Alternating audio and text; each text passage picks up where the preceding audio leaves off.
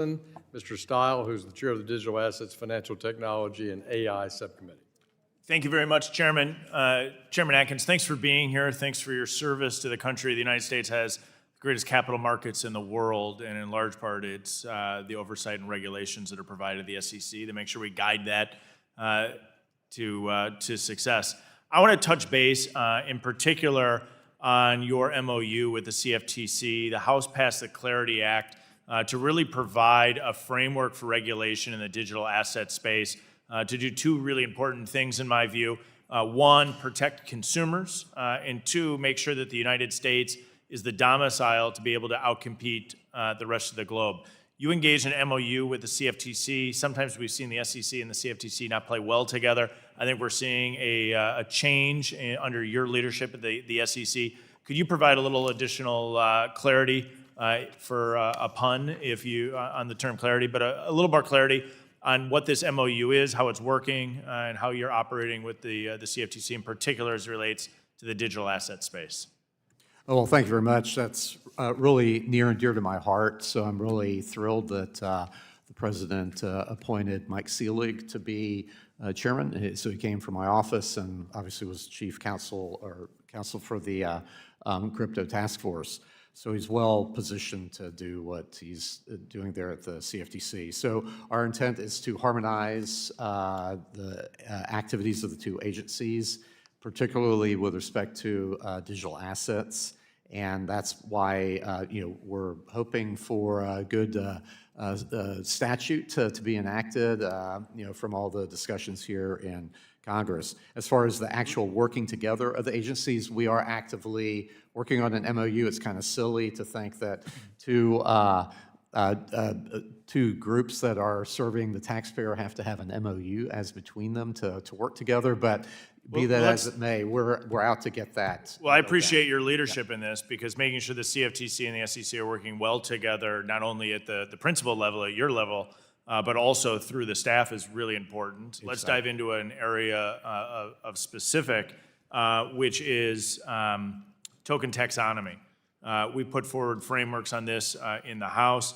I know the SEC is engaged in this. There's obviously overlap with the CFTC. Can you provide clarity as to where you are on that work?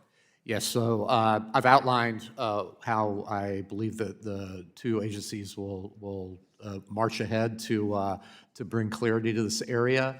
It'll be consonant with what's in the Clarity Act that you all passed here in the House, and hopefully what will come out of the joint work that you're doing with the Senate. So, we will carry that forward, and basically it'll help give certainty as to where the jurisdiction of the two agencies are. And if we marry that with I like to talk about a super app where we'll have recognition of substituted compliance between the two agencies, I think that'll be the best. Thank you. In my final 2 minutes here, let me shift gears to the proxy advisor duopoly. ICE and Glass Lewis dominate in this space. I've introduced legislation to regulate and to change the rules of the road for proxy advisors. I am concerned about conflicts of interest, ideological bias, a lack of transparency. We have an opportunity to fix that from a legislative standpoint. I think that's really important. While we're working through that process, what can you at the SEC be doing to address this concern? And do you share my concern on the risks posed to the capital markets by this duopoly? Oh, absolutely. And, anytime you have a concentrated industry, that's not necessarily good for the consumer of those products.